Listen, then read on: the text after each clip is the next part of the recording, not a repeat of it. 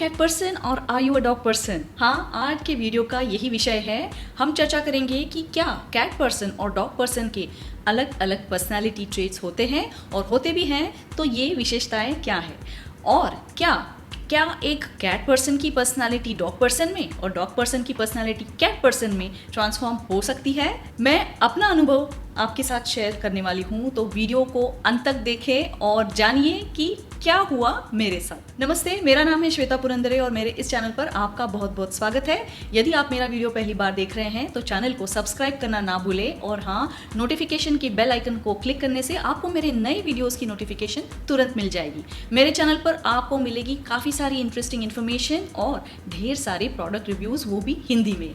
तो देर किस बात की, सब्सक्राइब का बटन प्रेस कीजिए। तो चलिए बात करते हैं कि कैट पर्सनालिटी के ट्रेट्स क्या समझे जाते हैं। तो ये हम बात कर रहे हैं कुछ टॉप पर्सनालिटी ट्रेट्स के बारे में, सभी के बारे में तो बात नहीं हो रही है। तो कैट्स या बिल्लियाँ सभी को तो पता है कितनी क्यूट कडली होती हैं, ये बहुत ही क्यूरियस होती हैं, बहुत ही इंटेलिजेंट होती हैं, और उनकी मियाओ मियाओ से तो दिल ही पिघल जाता है। तो ये कैट्स बिल्लियाँ, उनकी पर्सनालिटी समझी जाती है कि ये है इंट्रोवर्ट। इंट्रोवर्ट का मतलब है जिनको ज़्यादा लोगों के साथ घुल मिल के रहने को वो अनकंफर्टेबल रहते हैं, वो स्वयं मग्न रहते हैं, अपने में वो मस्त रहते हैं, और उन्हें ज़्यादा सोशलाइजेशन से वो थोड़ा डिस्कम्फर्ट रहता है। वो अपने ही ख्यालों में रहती है, अपने ही काम में व्यस्त रहती है। तो ऐसे इंट्रोवर्ट पर्सनालिटी के लोगों को सॉलिटरी रहना यानी अकेले रहना पसंद रहता है। ज़्यादा लोगों में घुल मिल जाना, पार्टियाँ करना, गप्पे मारना, ये उनको पसंद नहीं होता। वो शांत एक जगह कहीं बैठेगी। ऐसे पर्सनालिटीज़, उनको खुद की हॉबीज़ में इंटरेस्ट रहता है, वो बुक्स पढ़ेंगे, एक कोजी कॉर्नर में जाके वो बैठ जाएंगे, और इसमें उन्हें कुछ प्रॉब्लम नहीं रहता। वो बहुत ही कंफर्टेबल रहते हैं, अकेले अकेले रहना उनको पसंद रहता है। तो ये है थोड़ा इंट्रोवर्टेड नेचर। इंट्रोवर्ट होने के साथ साथ ही कैट पर्सनालिटी में एक इंटरेस्टिंग ट्रेट रहता है।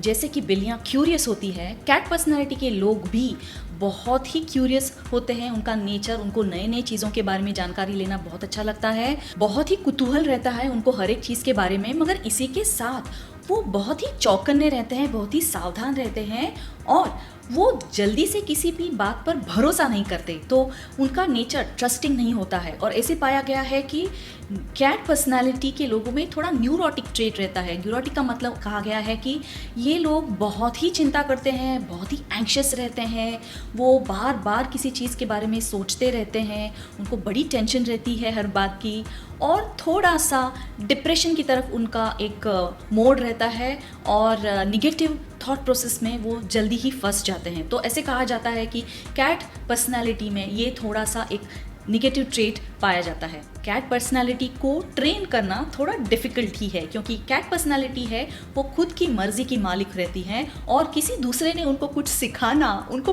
बिल्कुल पसंद नहीं है। तो कैट्स या बिल्लियों को कुछ ट्रिक सिखाना ये बहुत ही कठिन है। हाँ, हालांकि एक्सेप्शन तो रहते हैं हर चीज़ के लिए।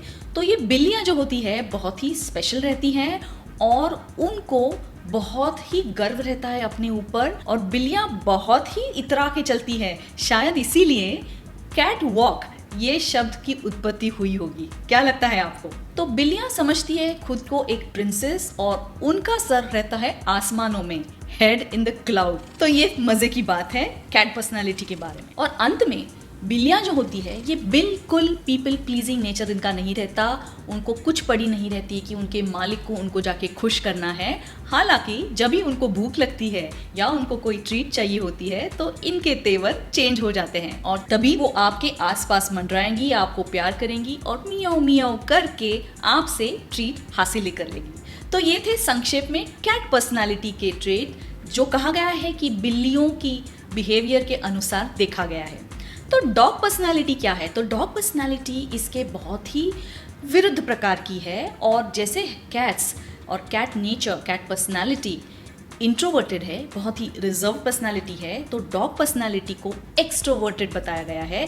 डॉग पर्सनालिटी वाले लोगों को सोशलाइजेशन बहुत अच्छा लगता है, उछल कूद, दोस्तों के साथ मस्ती, पार्टियाँ करना, गप्पे हाँकना, और ये सारी एक्टिविटी उन्हें बहुत पसंद है। और ना कि बिल्लियों जैसा बर्ताव जो एक कोजी कॉर्नर में जाके आराम से बैठ के अपने में मग्न रहती है। डॉग पर्सनालिटी का बिल्कुल ऐसे नहीं है, वो बहुत ही भाग दौड़ वाली नेचर है। डॉग पर्सनालिटी वाले लोग बहुत ही ट्रस्टिंग होते हैं, दूसरों पे झट से भरोसा कर देते हैं। ये पर्सनालिटी के लोग बहुत ही सेल्फ डिसिप्लिन रहते हैं, कॉन्शियस रहते हैं, खुद को अपने शेड्यूल में फिट करते हैं और इन्हें ट्रेन करना बहुत आसान होता है। कुत्तों को ट्रिक सिखाना बहुत ही आसान रहता है और जल्दी जल्दी ये कमांड सीख जाते हैं। सिट, स्टे, रन, फेच, सभी कमांड्स का ये डॉग्स बहुत ही आसानी से पालन करते हैं। सोशलाइजेशन और एक्सट्रोवर्टेडनेस का नेचर होते हुए ये इजी टू गेट अलॉन्ग माने जाते हैं, क्योंकि इनके साथ अगर कोई नया व्यक्ति मिलता है तो इनके साथ उनकी फ्रेंडशिप बढ़ाना इनको बहुत ही आसान रहता है। और अंत में कुत्तों की ये पर्सनालिटी रहती है कि उनको अपने मालिक का अटेंशन चाहिए होता है, उनके प्यार के लिए वो तरसते हैं। जब भी आप 5 मिनट के लिए भी घर से बाहर जाएंगे और वापस आएंगे तो ये अपनी दुम हिलाते हुए बहुत ही उछल कूद करके आपका स्वागत करेंगे, जैसे आपको वो कई महीनों के बाद देख रहे हैं। तो ये एक पीपल प्लीजिंग पर्सनालिटी रहती है डॉग्स की, जो कैट पर्सनालिटी के बिल्कुल परे है। क्योंकि कैट पर्सनालिटी है तो आप रूम में है नहीं है उनको कुछ फर्क नहीं पड़ता, क्योंकि कैट पर्सनालिटी एक सेल्फ सफिशिएंट रहती है और डॉग पर्सनालिटी अपने मालिक या ओनर पर डिपेंडेंट रहती है।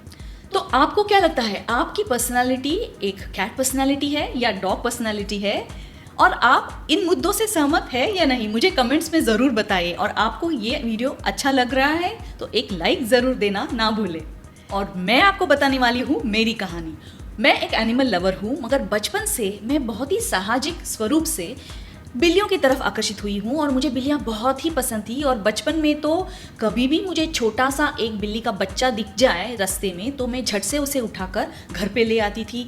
और फिर मेरी मम्मी और डैडी को बहुत ही परेशानी होती थी मुझे समझाने के लिए कि इसे पालना कोई आसान काम नहीं है, मगर बिल्ली देखते ही मेरा दिल पिघल जाता था और बिल्ली का बच्चा देखा घर ले आए। और इस बिल्ली के बच्चे को पालने में बड़ी ही मुश्किल होती थी, क्योंकि हमारा खान पान तभी था वेजिटेरियन और हम रहते थे फर्स्ट फ्लोर पे। तो इस बिल्ली के बच्चे को क्या खाना खिलाए ये एक तो मुश्किल थी ही, और ये बिल्ली का बच्चा भागने की कोशिश करता था हर बारी। और तभी गूगल या यूट्यूब नहीं थे, तो इस बच्चे की देखभाल कैसे करें और उसको क्या तकलीफ है, उसका पेट अगर बिगड़ गया उसको वैक्सीन कुछ देना है या नहीं, इसके बारे में तो कभी कोई जानकारी हासिल नहीं होती थी। और बिल्ली का बच्चा बीमार पड़ते ही सब होते थे टेंशन में।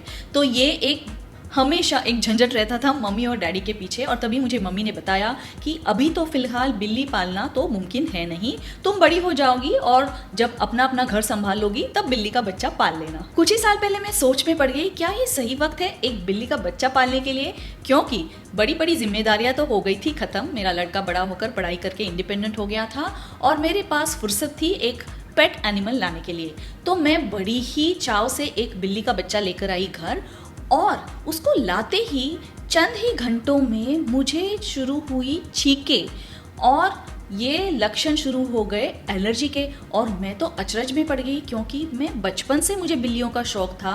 मैं घर पे मैंने बिल्ली पालने का बहुत ही प्रयास किया था। मेरी फ्रेंड्स के घर जब भी बिल्लियाँ थी मैं उन्हें पेट करती थी और तभी मुझे कोई प्रॉब्लम नहीं हुआ। मगर ये बिल्ली का बच्चा, उसे हाथ लगाते ही और थोड़ा समय उसके साथ बिताते ही मुझे ये एलर्जी का बहुत ही बड़ा प्रॉब्लम शुरू हुआ, इतना कि एक ही दिन में मुझे एलर्जी का मेडिसिन लेना पड़ा। तो ये एलर्जी अचानक से कैसे डेवलप हुई और मैं बहुत ही मायूस हो गई कि अभी मैं बिल्ली नहीं पाल सकती, तो अब क्या करें। मगर ये मेरे मन में बहुत ही दिनों से ये एक मनीषा थी कि मैं एक पेट पालूं। बिल्ली पालने का शौक तो मुझे बचपन से था, मगर कुत्ता पालने का ख्याल मुझे कभी नहीं आया, क्योंकि इसकी वजह थी 3। पहले तो कुत्ते के जो बाल झड़ते हैं वो एक बात, दूसरी बात है कि मुंह से उसके जो सलाइवा गिरता है वो मुझे पसंद नहीं था, और तीसरा एक कुत्ते की जो एक स्मेल आती है, बू नहीं कहूँगी, एक कुत्ते का एक टिपिकल स्मेल होता है, वो भी मुझे पसंद नहीं था। तो ये 3 चीज़ों के चलते हुए बिल्ली तो खैर मैं पाल नहीं सकती थी, मगर कुत्ते का बच्चा मैं पालूं भी या नहीं। मगर कहते हैं कि कुत्ते को पालने का ख्याल आपको आने से पहले इट्स अ डॉग्स कॉलिंग। मेरी एक दोस्त ने मुझे बताया था कि कुत्ता पालने से पहले ही आपको एक आपके मन में ये ख्याल आ जाता है आपको कुत्ता पालना होता है, और शायद ये वो कुत्ते का बच्चा आपको टेलीपैथिकली बताता होता है कि इट्स योर कॉलिंग। मुझे इस पर बिल्कुल विश्वास नहीं था, मगर विश्वास रखिए मेरे साथ जो हुआ ये बहुत ही एक मिरेकल ही था। और लगभग 6 साल पहले मैं एक क्यूट सा पपी मेरे घर लेके आई और ये पपी चुनते समय ये मेरे जो 3 क्राइटेरिया थे कुत्ता पालने से पहले, वो क्राइटेरिया पे मैंने कौन सी ब्रीड्स को असेस किया उसके बारे में मैं फिर कभी वीडियो बनाऊंगी। और मेरा वो पहला प्यारा पपी, उसके बारे में मैं एक वीडियो अलग से जरूर बनाऊंगी। मगर हम आज बात कर रहे हैं कैट पर्सनालिटी और डॉग पर्सनालिटी के बारे में। और ये जरूरी नहीं है कि कैट पर्सनालिटी में सारे के सारे वो ही ट्रेट मौजूद हो या डॉग पर्सनालिटी में डॉग पर्सनालिटी के ट्रेट ही मौजूद हो। मेरा ही उदाहरण लीजिए, मैं खुद को समझती थी एक कैट पर्सनालिटी क्योंकि मुझे बचपन से बिल्लियां ही पसंद थी, मगर मैं पिछले 6 साल से भी ज्यादा एक प्राउड डॉग ओनर भी हूँ। तो कैट पर्सनालिटी हो या डॉग पर्सनालिटी हो, आप बनिए एक अच्छी पर्सनालिटी। तो आज के वीडियो में इतना ही, तो फिर मिलते हैं अगले वीडियो में। चैनल को सब्सक्राइब करना ना भूले। धन्यवाद।